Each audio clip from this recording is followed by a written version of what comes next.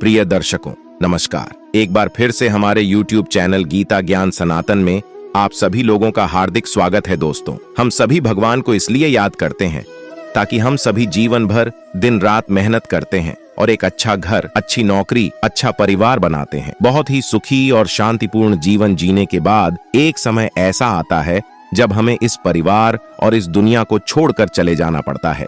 यहाँ तक कि अपना शरीर भी यहीं छोड़ना पड़ता है। ये भी पत्नी के साथ घर के दरवाजे पर नहीं जाता, लेकिन रोते हुए वहां से अलविदा कह देती है। अंत तक उसका साथ देने के बाद उसके रिश्तेदार घर चले जाते हैं।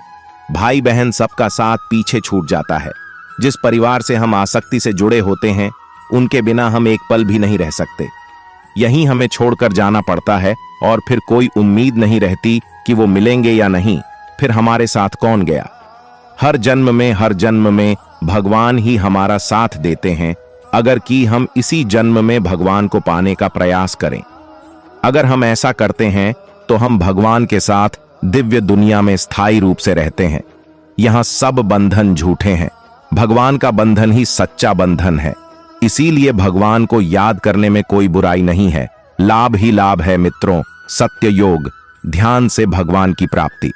त्रेता युग में भगवान आसानी से मिल जाते थे, द्वापर युग में भगवान पूजा से मिलते थे और कलयुग में सिर्फ नाम जप से ही भगवान मिल जाते थे। खूब नाम जपो, कलयुग में यही सबसे अच्छा और आसान है। इसका उपाय है किसी भी समय किसी भी कर्म से नाम जपो। आप किसी के लिए प्रार्थना करते हो, किसी को आशीर्वाद देते हो, ये सब अच्छे कर्म हैं।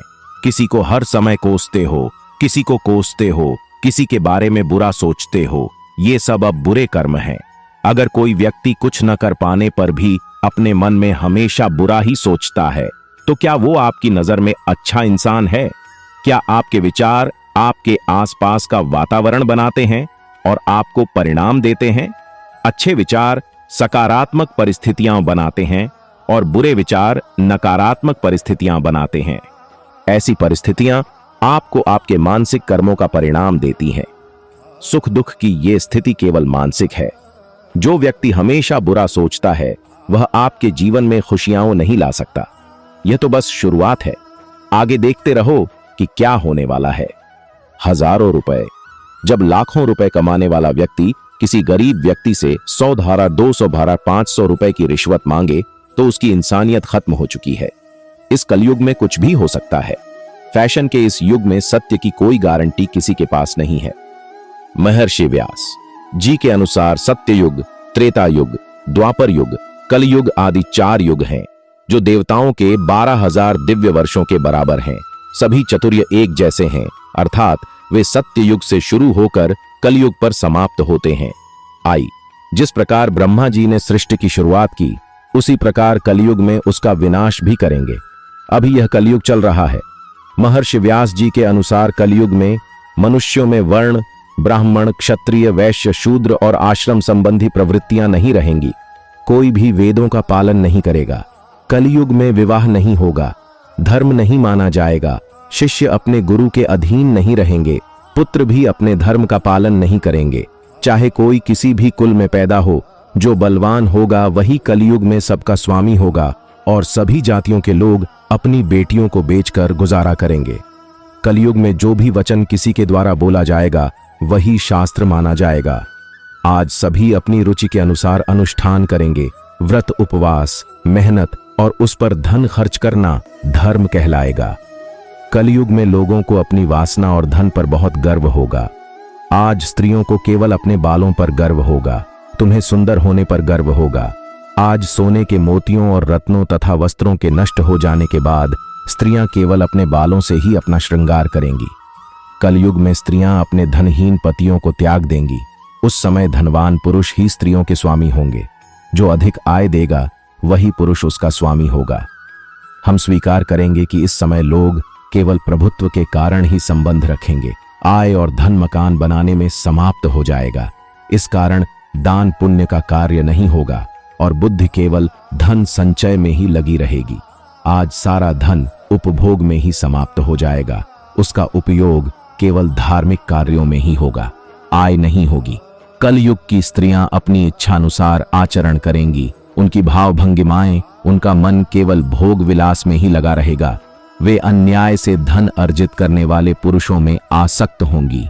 लोग एक एक पैसे के लिए दूसरों का बुरा करने से नहीं कतराएंगे। हर कोई लोग बिना स्नान किए भोजन करेंगे। कोई भी व्यक्ति पूजा पाठ, अतिथि सत्कार, श्राद्ध और तर्पण आदि कर्म नहीं करेगा। कलयुग की स्त्रियां लोभी, नाटी, अधिक खाने वाली और दुर्भागी होंगी। वे अपने गुरु और पति की आज्ञा का पालन नहीं करेंगी और क्रोध में ही अपना पेट भरेंगी। धन से भरपूर रहेंगी, शरीर की शुद्धि पर ध्यान नहीं देंगी और असत्य तथा कटु वचन बोलेंगी। इतना ही नहीं, वे अनैतिक पुरुषों से मिलने की इच्छा करेंगी। ब्रह्मचारी लोग वेदों में वर्णित व्रतों का पालन किए बिना वेदों का ध्यान करेंगे।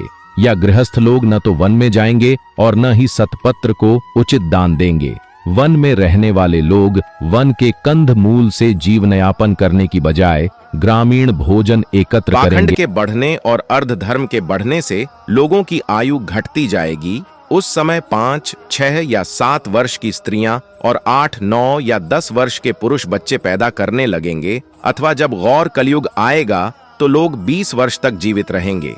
वे जीवित नहीं रहेंगे। अथवा उस संसार में लोग मंद बुद्धि, निकम्मे लोगों के लक्षण धारण करने वाले तथा बुरे विचारों वाले होंगे। और जब जब इस संसार में पाखंड की प्रवृत्ति आने लगेगी, साधुओं की हानि होने लगेगी और पुण्यात्मा लोगों द्वारा आरंभ किए गए कार्य क्षीण हो जाएंगे, तब कलयुग आएगा। हमें अनुमान लगाना चाहिए कि अल्प बुद्धि वाले लोग प्रतिदिन मन, वाणी और शरीर से बार बार पाप करेंगे। उस समय सच्चे ब्राह्मण बहुत कम होंगे। कलयुग में चोर राजा का और राजा चोर का आचरण करेंगे। आज सभी लोग केवल धन की इच्छा करते हैं। आज स्त्रियां 16 वर्ष की आयु से पहले ही मां बन जाएंगी। स्त्रियां धन लेकर अन्य पुरुषों से समागम करेंगी। शूद्र वक्ता बन जाएंगे और ब्राह्मण चांडाल बन जाएंगे। अथवा गायों की संख्या कम हो जाएगी और आशियों के स्वभाव में भी परिवर्तन आ जाएगा, चाहे वे किसी भी धर्म के हों। यदि पुत्र आज्ञा न माने तो भूमि बंजर होने लगेगी। ये पुत्र पिता की अनुमति के बिना उसका धन हड़पने का प्रयास करेंगे और इस कारण वे एक दूसरे के विरोधी रहेंगे। जो लोग शील और सदाचार से भ्रष्ट हैं, ऐसे लोग सुखी रहेंगे। मित्रों, ये तो आप जानते ही होंगे। आपको पता ही होगा कि कृष्ण की मृत्यु के साथ ही द्वापर बीत गया और कलयुग शुरू हो गया और समय के साथ साथ तकनीक में उन्नति के कारण वासना उजागर होने लगी। इसकी खबरें हम सभी को अनेक अनेक माध्यमों से मिलने लगीं। अगर हम इसे यहीं तक सीमित रखेंगे तो यह ठीक नहीं होगा। वासना का मतलब सिर्फ स्त्री पुरुष नहीं, बल्कि सत्ता, शक्ति, पद, शक्ति, यश, धन, विजय, दुनिया की हर चीज की वासना है। मित्तल जी, अगर इन वासनाओं का सार यही है तो वासना कोई नई चीज नहीं है, बहुत पुरानी लत है जिसका पता अब चल रहा है। अभी तो इसकी शुरुआत हुई है। आगे देखते रहिए कि कलयुग में क्या होने वाला है। अधिकतर रिश्ते चरित्र हनन के कारण टूटने को मजबूर हैं। किसी की पत्नी का किसी अन्य पुरुष के साथ अनैतिक संबंध है। कहीं कोई पुरुष किसी पराई स्त्री के साथ अनैतिक संबंध बना रहा है तो इस युग में ऐसा लगता है जैसे स्त्री पुरुष के संबंधों में पारदर्शिता महज शब्दों तक सीमित हो गई है।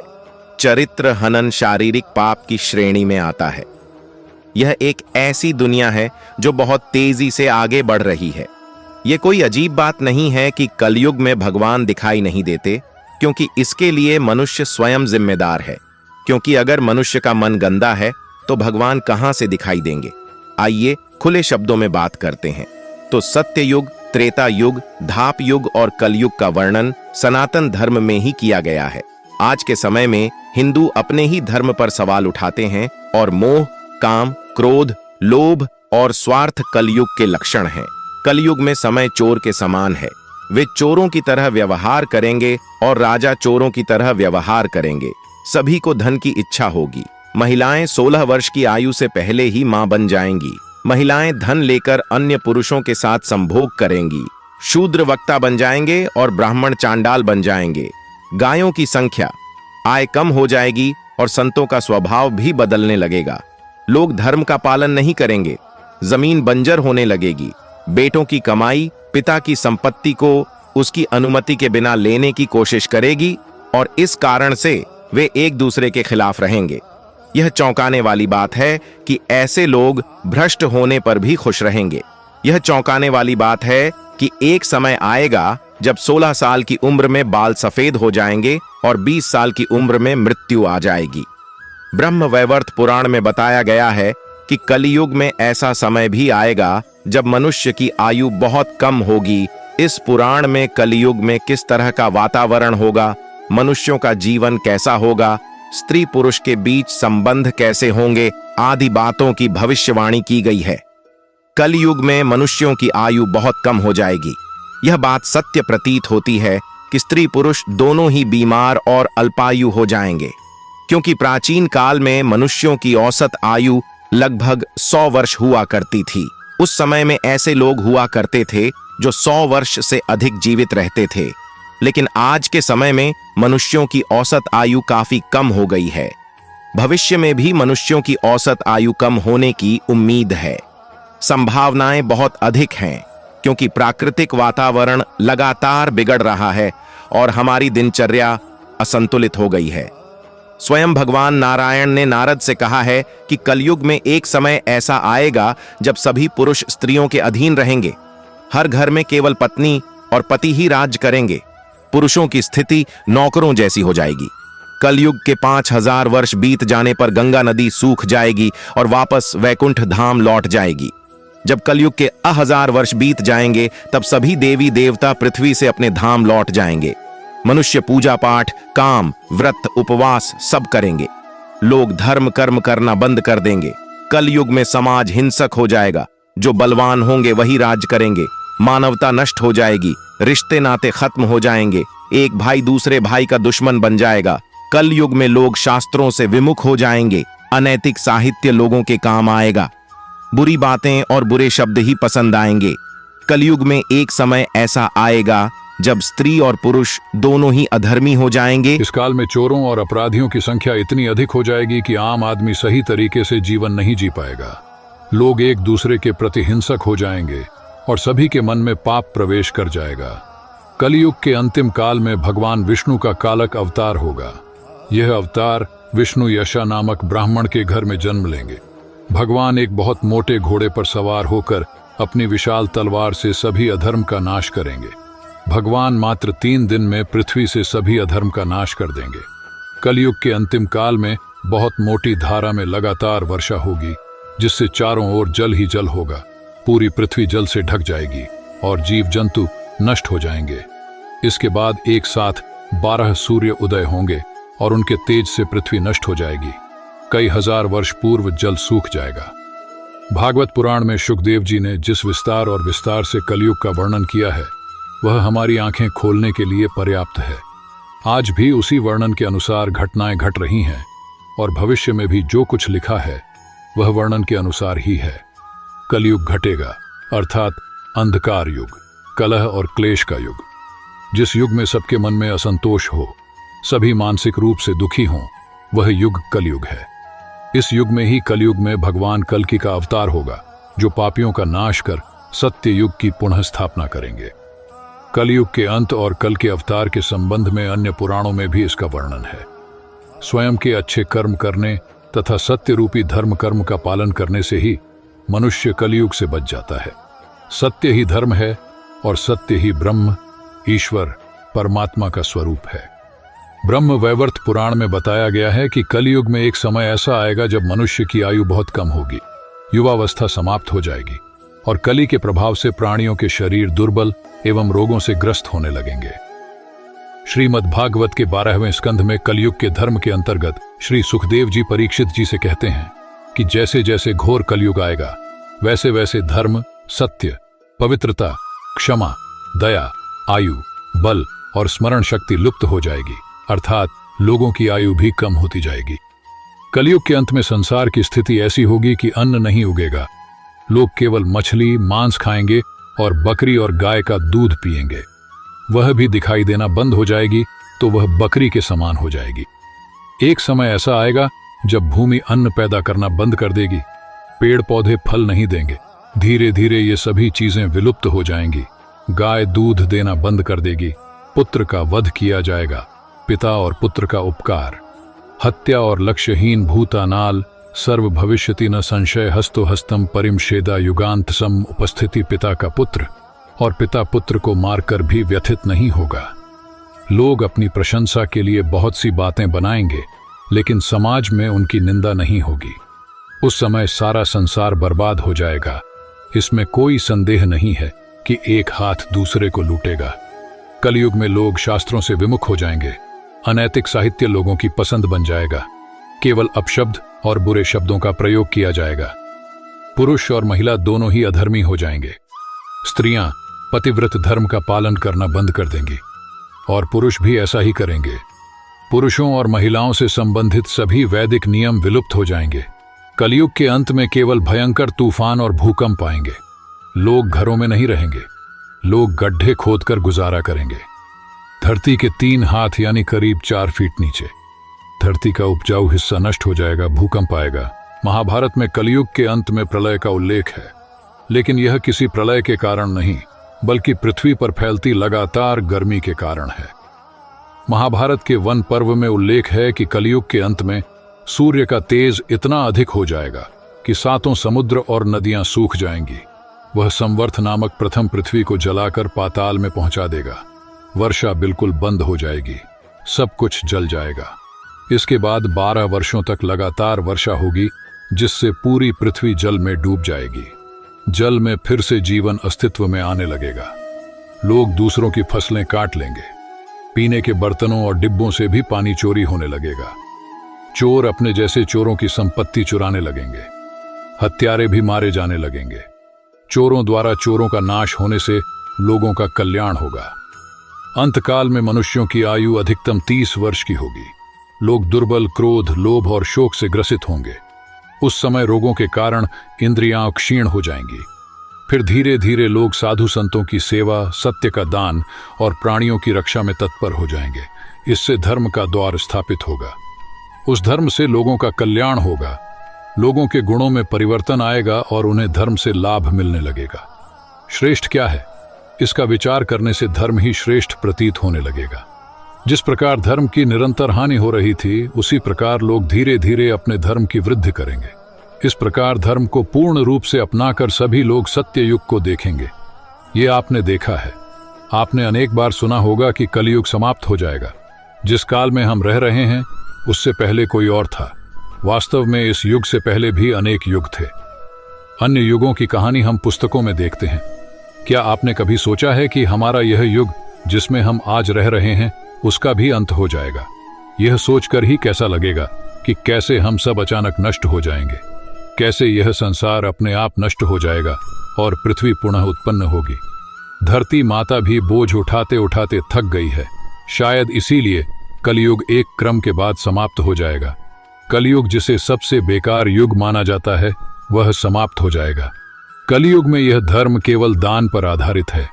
भगवान श्री कृष्ण के अपने नित्य धाम जाते ही कलयुग धरती पर आ गया। ऐसा पुराणों में बताया गया है। कहा जाता है कि राजा परीक्षित ने कली को उस समय जंजीर से बांध दिया था, जब वह चांडाल वेश में गाय और बैल को ले जा रहे थे, उन्हें लात मारते हुए। राजा परीक्षित वृषभ रूपी धर्म से पूछा, तुम्हारे 3 पैर किसने काट दिए? तब वृषभ ने कहा, मैं अपना धर्म हूं। 4 सत्य, तप, दया और दान है। सत्य युग में धर्म के 4 पैर सुरक्षित थे। त्रेता युग में सत्य के क्षीण होने से एक पैर टूट गया। द्वापर में सत्य और तप दोनों के क्षीण होने से दूसरा पैर टूट गया। मित्रों, यह बहुत गहरी बात है। ध्यान से सुनिए ताकि आपको यह बात समझ में आ जाए, क्योंकि यह जानना हर मनुष्य के लिए बहुत जरूरी है। वृषभ रूपी धर्म ने कहा कि कलयुग में सत्य, तप और दया के क्षीण होने से ये तीनों पैर टूट गए हैं, अर्थात इन तीनों की मर्यादा नहीं रही। चारों ओर छल, कपट, कलह, अन्याय और अधर्म है। कलयुग में दान के बल पर ही धर्म की स्थापना होती है। दान से ही लोगों का कल्याण हो सकता है। उन्होंने कहा कि जिस प्रकार धर्म के 4 पुत्र होते हैं, उसी प्रकार अधर्म के भी 4 पुत्र होते हैं। 4 पुत्र हैं लोभ, अनैतिक कला और दंड। कली के प्रभाव से ये चारों धीरे धीरे बलवान होते जाते हैं। जो भी इनके प्रभाव में आ जाता है, उसका धर्म भ्रष्ट होना निश्चित है। पुराणों में कहा गया है कि जो सदाचार, ईमानदारी, अच्छाई आदि को मारता है, उससे विश्वासघात होता है। उसके साथ धोखा करने वाला महापाप कहलाता है। दूसरा महापाप गोहत्यारा है, जो कसाई को गाय बेचता है और कसाई से जान पहचान या संपर्क रखता है, वह भी महापाप है। शास्त्रों में गोहत्या को भी महापाप कहा गया है। तीसरा, वह विश्वासघाती व्यक्ति होता है जो छोटा भी होता है। बात बात में अपने मित्र और परिवार के साथ विश्वासघात करने वाला व्यक्ति भी महापाप कहलाता है। शराब पीने वाला व्यक्ति भी महापाप होता है। बात कलयुग की नहीं है, बात भरोसे की है।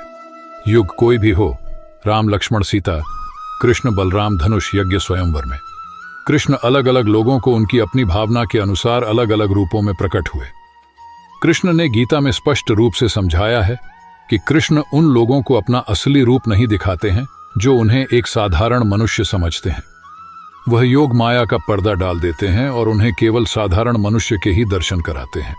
ईश्वर की उपासना एक आध्यात्मिक प्रक्रिया है जिससे जीव ईश्वर की ओर बढ़ता है, और जब उपासना पूरी हो जाती है तो वह अनुभव के द्वारा ईश्वर को जान लेता है।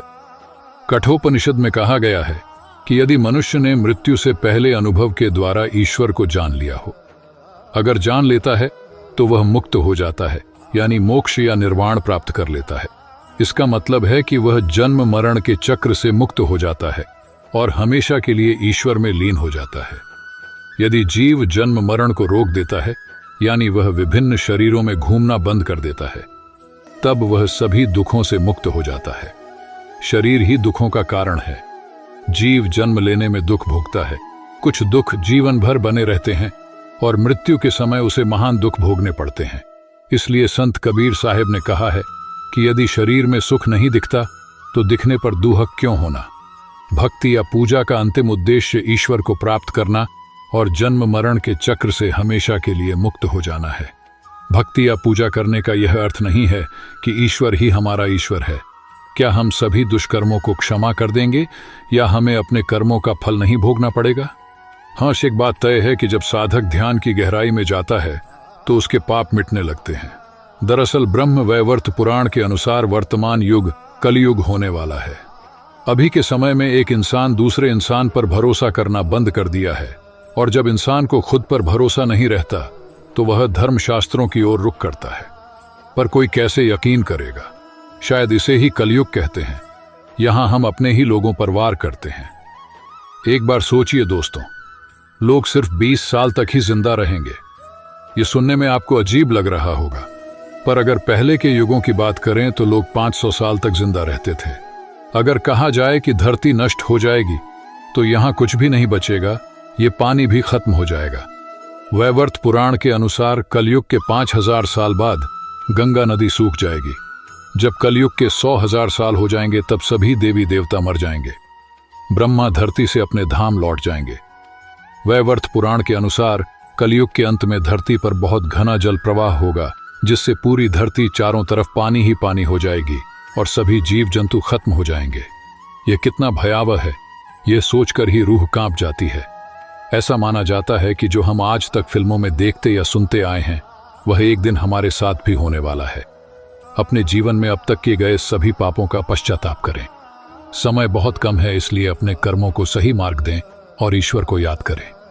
ऐसा करें, हो सकता है आपकी मृत्यु अच्छे तरीके से हो। यही एकमात्र विकल्प है। तो दोस्तों, हम उम्मीद करते हैं अगर वीडियो पसंद आई है तो वीडियो को लाइक, शेयर, कमेंट करना ना भूलें, और हमारे चैनल पर नए हैं तो चैनल को सब्सक्राइब करके बेल आइकन पर क्लिक करें, ताकि ऐसे ही ज्ञानवर्धक कहानी आप लोगों तक पहुंचती रहे। हमारी पूरी वीडियो देखने के लिए बहुत बहुत धन्यवाद। जय श्री कृष्ण। राधे राधे।